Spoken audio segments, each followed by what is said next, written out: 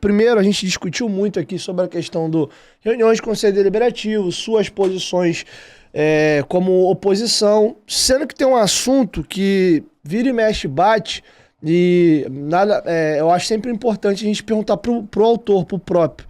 Eu ouvi de você. Eu lembro de uma manifestação sua na reunião do Conselho Deliberativo que teve pessoa até que te arguiu, que era você perguntando algumas coisas do contrato, mas você não leu o contrato porque você teve a oportunidade, foi um dos escolhidos. Até explica melhor para as pessoas como foi, como se deu esse desenvolvimento de escolha de quem poderia ou não ler o contrato. Você estava em Portugal à época, não leu propriamente o contrato, nomeou um representante e até fizeram contrapontos a você. Mas tu tá perguntando, mas tu podia ler o contrato, não leu, mandou um terceiro. Aconteceu isso. Joga a luz do seu ponto de vista sobre isso. O Júlio não leu, mandou um representante. Você se arrepende de ter mandado um representante? Se sente confortável em cobrar, já que você teve condição de ler e não leu? Enfim, queria ouvir de você propriamente esse episódio, que isso tem vindo muito no teu... Pô, ele tá reclamando da SAF, mas ele podia ler e não leu. Isso é muito tranquilo, isso é mais uma narrativa, porque as pessoas vão criando narrativas para buscar fatos políticos e criar disso narrativas políticas. Isso é mais uma narrativa política, isso é muito tranquilo. Quer dizer, como é que se deu esse processo? Né? Vamos lá para trás. Quando começou o processo da SAF, eu fui o primeiro no clube a trazer uma proposta de SAF. Tu falou até de uma pré-SAF, eu lembro disso, saiu no jornal, quem quiser ver, na Globo. É só ir lá no ge.com, botar pré-SAF Júlio Brandt. Vai achar a minha proposta. Pré-SAF Júlio Brandt, vai ver a matéria que eu fiz, uma reportagem que eu fiz com o GE naquele momento. Nós apresentamos uma proposta lá atrás, isso, se eu não me engano, foi em novembro de 2020, ou 2021, né? Novembro de 2021. Nós apresentamos uma proposta ao Jorge Salgado, ao presidente do clube, com uma estruturação de pré-SAF. Então, qual era a ideia da pré-SAF? A pré-SAF era a gente ter um parceiro nosso que entraria colocando o recurso que o Vasco precisava naquele momento. Naquela época nós propusemos colocar 120 milhões de reais no clube. E esse parceiro condicionava a estruturação da SAF, ou seja, a aprovação, aquilo tudo, para que esse valor fosse pago. Então você tinha ali um cenário que era o seguinte: você aportava 120 milhões, condicionava isso à aprovação da SAF. SAF aprovada, você tinha 3 anos para pagar. Então a carência que nós propusemos naquela época era de 3 anos. Então 3 anos para pagar aqueles 120 milhões. A SAF aprovada. Se o Vasco não conseguisse pagar, por qualquer razão que fosse, esses 120 milhões se converteriam em participação na SAF. Então, se a SAF fosse avaliada em 1 bilhão e 200, fazer uma conta rápida aqui, ele teria direito à participação de 10% da SAF, né? E teria um direito de preferência de fazer uma oferta para comprar uma maior parte daquela nova empresa. Então, ali começou a discussão, efetivamente, sobre SAF no Vasco. Como é que é SAF e tal. Então, nós colocamos, de fato, uma proposta na mesa.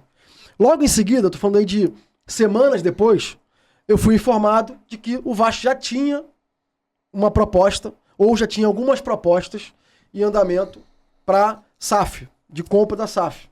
Ou seja, propostas que estão sendo feitas nos moldes do que a gente tinha proposto inicialmente. Então foi uma coincidência, mas ótimo. Então eu entendi que pegaram o que nós propusemos e colocaram no mercado. Mas não tem problema, de alguma forma a gente ajudou. Não tem nenhum problema.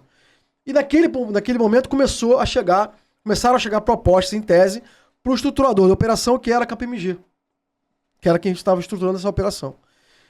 E naquele momento as propostas chegaram e, se eu não me engano, o Duque, agora eu posso estar errando aqui uma coisa ou outra, mas se eu não me engano, o Duque foi nomeado o coordenador dessa operação. Roberto Duque Estrada. Ele foi nomeado coordenador dessa operação. E o Duque, então, criou uma comissão lá com o Zeca e tal. A gestão, a situação, criou uma comissão, que essa comissão foi convidada a ir à KPMG para fazer para ser apresentada o processo de como é que estava sendo dado aquela questão da SAF.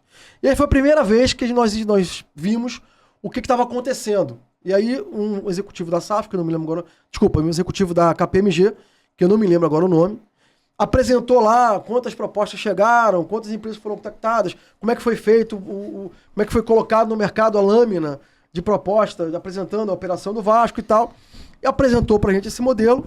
E esse modelo, então, chegou lá dizendo que tinham chegado algumas propostas que eles iriam analisar essas propostas que tinham lá uma melhor proposta. No final, foram fazendo uma seleção, uma triagem e chegaram em uma proposta final que era da 777. Na época não falaram o nome ainda. Dali para frente, se definiu que as operações ou as informações deveriam estar protegidas por um acordo de confidencialidade e algumas pessoas foram convidadas a serem parte dessa comissão. E aí eles fizeram uma divisão que dava que mais ou menos preservava a divisão do conselho. Então daria ali um espaço para a minoria, né, mantendo a minoria de votos na comissão, e um espaço para a maioria, mantendo a maioria de votos na comissão. Então a gente sabia que aquela comissão era uma comissão que, no voto, dificilmente a gente ganharia. Mas que pelo menos teríamos condições de participar do processo, entender o processo, ver o processo, saber o que se passava dentro desse processo e tentar contribuir com algumas ideias e com alguns pontos específicos que poderiam ser de valia para o processo. E assim se deu. E nós assim fizemos. Então, algumas das nossas sugestões, da minoria, algumas das sugestões foram acolhidas e outras sugestões não foram acolhidas. De qualquer maneira, as sugestões que não foram acolhidas ou que foram vencidas por voto, né, como, por exemplo, a questão um exemplo aqui, sei lá, que me lembro de algumas, por exemplo, a questão do prazo, me fugiu agora o termo, mas do prazo de